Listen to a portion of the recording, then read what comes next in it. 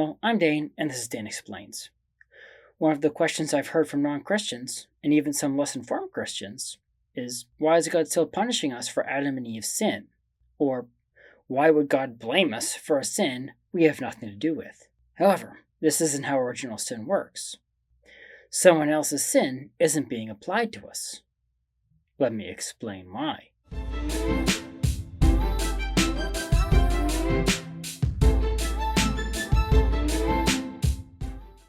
This is a question that confused me as a kid. It never made sense to me that I should be getting punished for something people long dead did. I think this is a misconception that many Christians today, who never really even bothered to think about it, have, because they hear about adult Christians who don't know much about original sin on social media. For those who don't know, it's the sin that Adam and Eve committed in the book of Genesis that caused them and us to lose access to heaven. We don't know exactly what their sin was, although it's represented in the Bible as an apple they were told by God not to eat. It may well have been, but that isn't actually important for this discussion. It represents a choice, which was to reject God. Rejecting God is pretty much the definition of a sin. When I was a kid, my perception was that Adam and Eve's sin was placed on us as well, kind of like generational curses in the Bible, but going down all of the generations. Unlike humans today, Adam and Eve were born with something called sanctifying grace. Basically what that means is if they died, they would go to heaven. Because if you're in a state of sanctifying grace, you're with God. This grace was given directly to them by God when He created them. If God hadn't given it to them, then they would have had no other way to get it.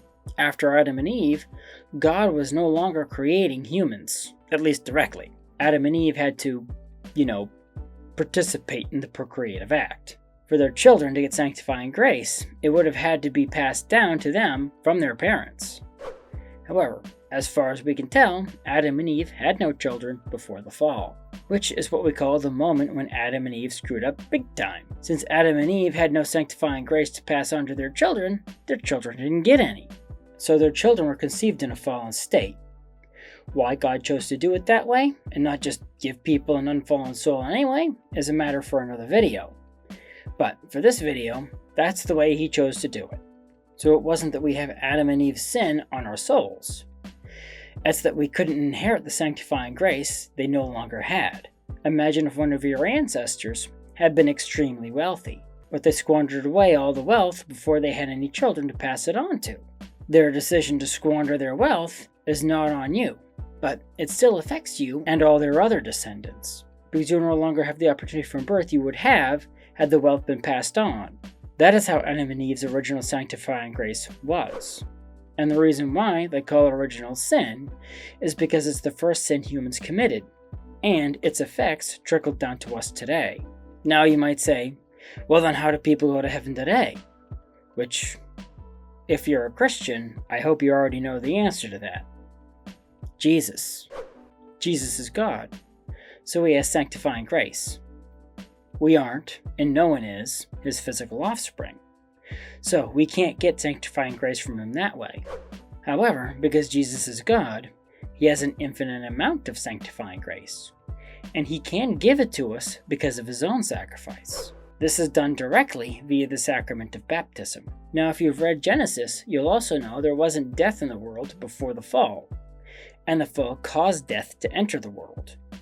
So, if we've been baptized, why do we still die? The reason is because our souls are sanctified by baptism, but our bodies remain the same fallen bodies we had before, so we still have to experience the death of the fallen bodies we currently occupy. However, at the end, in the final resurrection, God will give us new sanctified bodies that won't experience death, and there will be a new unfallen universe. So, we won't have to worry about falling again. So Jesus is a code patch, or an escape hatch, that replaces what Adam and Eve lost, and allows us to get out of this fallen universe. Which makes me wonder, what would happen if Adam and Eve hadn't sinned, but some of their children did? Well, that's a story for another video. Thank you for watching. If you like this video, please press the like button. Subscribe to my channel and ding the bell to get notified when I post new videos. Also, please support me on Patreon to get extra content and special perks. Link in the description. the more people support me, the more time I can dedicate to making videos like this one. So, until next time, have a great week.